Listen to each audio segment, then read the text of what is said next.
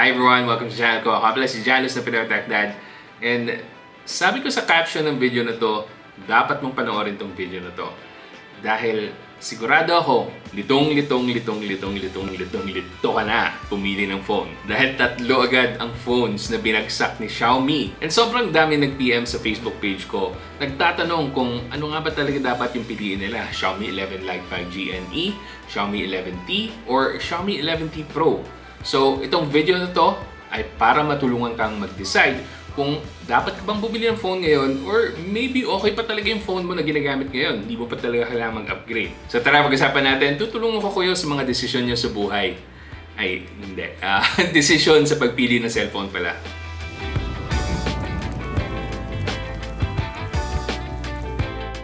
Okay, so una sa lahat, meron na po akong full review ng Xiaomi 11 Lite 5G NE at Xiaomi 11T Pro. Yung Xiaomi 11T Pro, dalawa yung videos ko, may initial impressions and full review.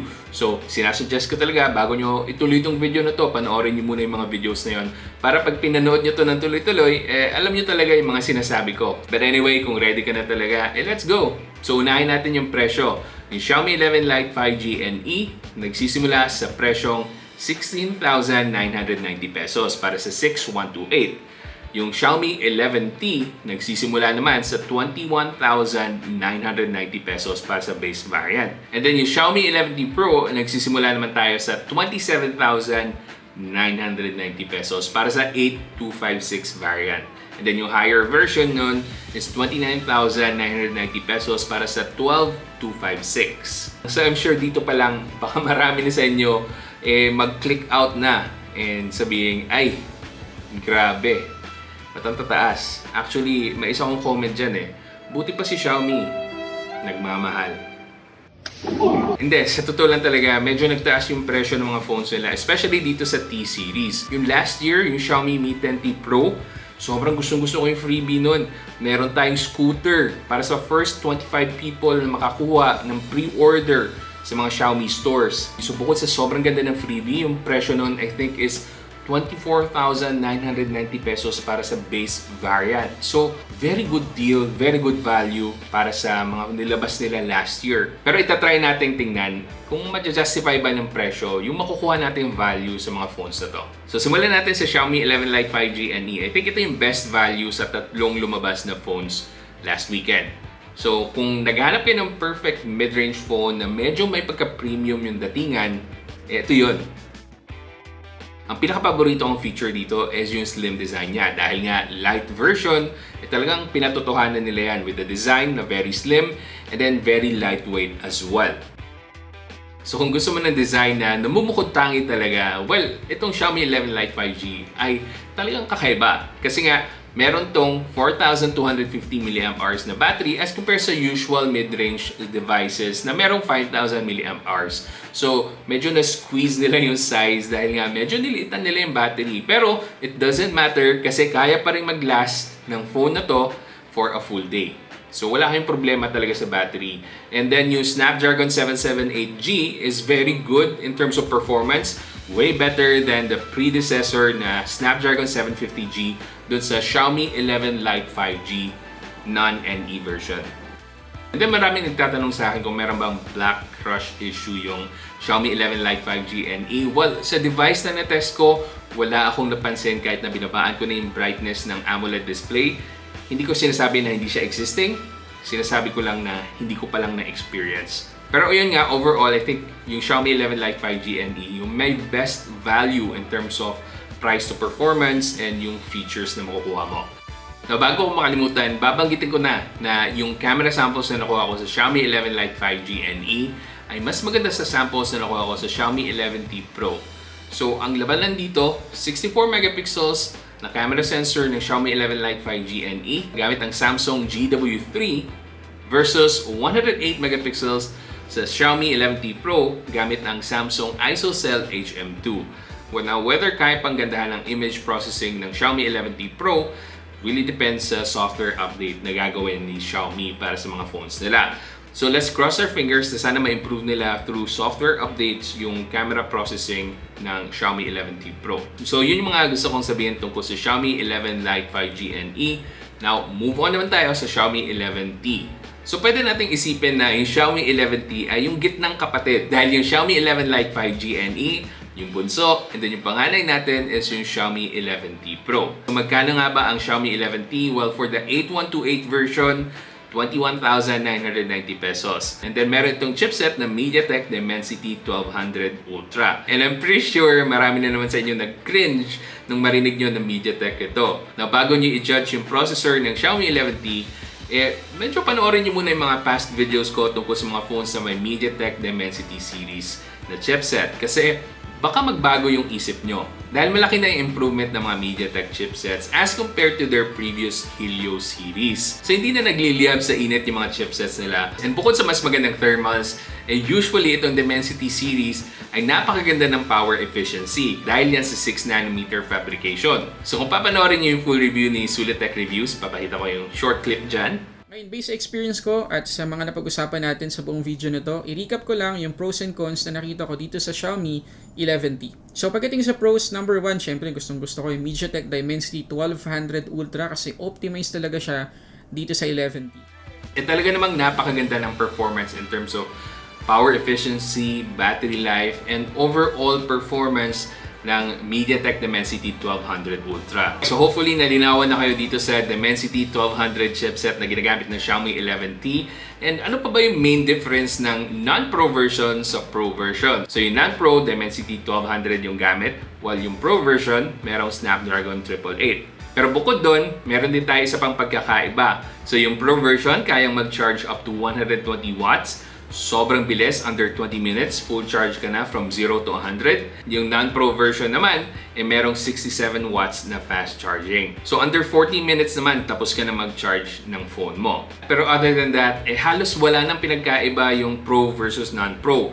Pareho silang 108 megapixels. Pero ang pinagkaiba, kayang mag-record ng Xiaomi 11T Pro up to 8K 30 frames per second, and meron din siyang 4K 60 frames per second. Whereas yung non-Pro version, kaya lang mag-record up to 4K 30 frames per second. So, isa yan sa mga bagay na tatandaan nyo kung naghahanap kayo ng phone na merong 4K 60, parehong wala yun sa Xiaomi 11T and sa Xiaomi 11 Lite 5G NE. Okay, so hindi natin in-depth pag-uusapan yung mga phones na to. Kasi tulad ng sinabi ko, meron akong separate videos for the full review. So, diretso na tayo sa mga recommendations ko and hopefully alam mo na yung ibang specs ng mga phones na to para mas madali yung usapan natin. So, para sa mga naghahanap ng mid-range device, I think very clear na yung option para sa atin. Xiaomi 11 Lite 5G NE. Meron kang Snapdragon 778G na pwede mong gamitin for casual gaming, pwede mong gamitin for high performance, and napakagandang pangitain nito para sa mga future mid-range devices.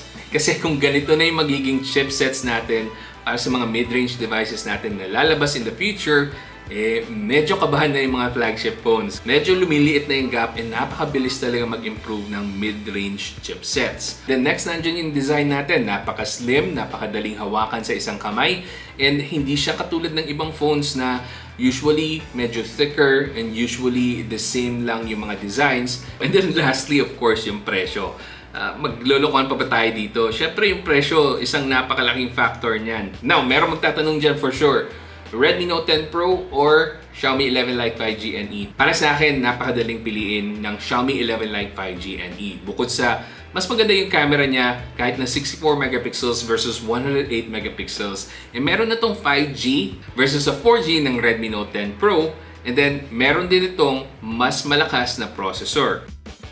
Now, para naman dun sa mga naghanap ng flagship killer talaga, I think dito kayo mahirapan pumili, no? Pero medyo pinadali din ng Xiaomi Philippines ang pagpili natin dahil sa presyo.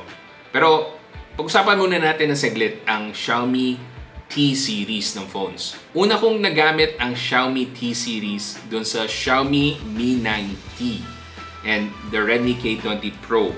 So, yung Mi 9T, mid-range device siya. Very good performer. Yung K20 Pro or Mi 9T Pro, flagship killer talaga. So doon natin medyo nakita yung pag-blossom ng mga flagship killers dito sa Xiaomi na napakaganda ng performance pero mas maganda yung value, mas maganda yung presyo. And then sinundan yan na napakagandang Xiaomi 10T series, 10T and then yung 10T Pro. Kung meron ka ng phone tulad ng 10T series from last year, hindi mo pa kailangan mag-upgrade. Itong Xiaomi 11T series, I think mas nababagay ito sa mga tao na siguro sira na yung phones and naghanap talaga ng better alternative na malakas, great performance, and hindi naman ganun kamahal. Well, still mahal. Ang hirap sabihin na hindi mahal eh. Kasi medyo nagmahal for Xiaomi's standard. But anyway, going back, dito tayo sa magpili natin between the Xiaomi 11T versus the 11T Pro. I think overall better value yung Xiaomi 11T. Non-Pro version, okay? Yung Pro version kasi halos lahat ng specs niyan nakita na natin from the previous phone. So medyo parang mash up lang siya, parang pinaghalo lang lahat. Yung 120 watts, meron na yan sa ibang phone before ng Xiaomi. And then yung 108 megapixels, ni-recycle na yan. So kung concerned talaga ako sa budget ko, and gusto kong masulit yung pera ko, I think mas pipiliin ko talaga yung Xiaomi 11T. And then pwede mo pang i-argue na mas efficient pa si Xiaomi 11T versus the 11T Pro. Kasi naman merong mga issue si Snapdragon 888 before, which I think na-resolve naman nila sa 11T Pro kasi medyo ni-lower down nila yung power ni Snapdragon 888. Hindi mo talaga makukuha yung full power ni Snapdragon 888. So, bakit ka pa nag-Snapdragon 888 kung hindi naman pala yun yung full power niya or full potential niya? So, para sa akin, mag-Xiaomi 11T ka na lang. So, hopefully nakatulong tong video na to para makapag-decide kayo kung ano yung pipiliin yung phone or kung kailangan nyo pa talagang bumili ng bagong phone ngayon. Para sa meron ng mga Xiaomi Mi 10T or Mi 10T Pro, keep your phones. Maganda pa rin yan. Sobrang powerful pa rin ang phones nyo. And meron nga nagtanong sa akin kung pwede pa rin ba or dapat na siya mag-upgrade ng Xiaomi Mi 10 Pro to the Xiaomi 11T Pro. And ang sabi ko, hindi. Kasi ako personally, gamit ko pa rin yung Xiaomi Mi 10 Pro ko and ang dami ko ng phones na na-review pero very happy pa rin ako with the performance of the Snapdragon 865. Lalo na kung okay pa rin yung battery ng phones nyo, walang problema yan guys. And then ito pa guys, dadagdagan ko lang ha, papahirapan ko pa kayo lalo na mamili. Dahil sa China, lumabas na yung Redmi Note 11 series. Meron na silang Redmi Note 11 and Redmi Note 11 Pro. So medyo senyales na yan na watch out na kayo guys kasi meron nang paparating na mga phones from Xiaomi. And then ito pa, dagdag ko lang sa inyo, of course meron na ring lalabas na flagship phone si Xiaomi this December, Xiaomi 12. This November, meron pang lalabas si Poco na isang phone na mid-range device, lower mid-range device. So abangan niyo yan, paparating na rin yun sa akin, i-review natin yan dito. Hindi ko pa lang pwede sabihin yung model, pero again, kung namimili pa kayo ng phone, baka pwedeng hintayin nyo yun. And then, ang gamit niyang chipset is, basta, hindi ko pwede sabihin pa. But anyway, yun lang. I hope na-enjoy nyo yung video na to and I hope nakatulong sa inyo. Kung may mga katanungan kayo, make sure to drop them down in the comment section. And again, kung na-enjoy nyo yung video na to, please give it a thumbs up. Subscribe ka sa channel ko at i-hit mo na rin yung bell button para makapanood ka pa ng mas maraming videos na katulad nito pag nag-upload ako ng bago. Hanggang sa susunod, ako nga pala ulit si Janus ng Pinoy Techdad. Kita-kita ulit tayo.